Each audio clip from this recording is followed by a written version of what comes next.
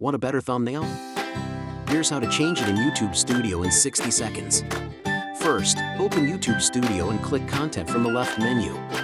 Find the video you want, hover over it, and click the pencil icon to edit. In the Details tab, scroll down to the Thumbnail section. You'll see 3 automatic frame options plus an Upload Thumbnail button for custom images.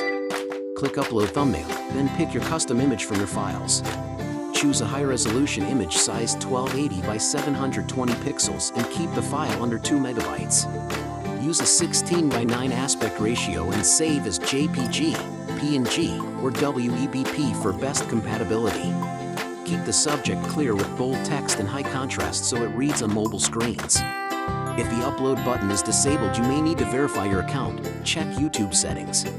After selecting your image, confirm the thumbnail and click Save at the top right to apply changes. That's it, your thumbnail is updated. Check your channel view and repeat whenever you want to improve clicks.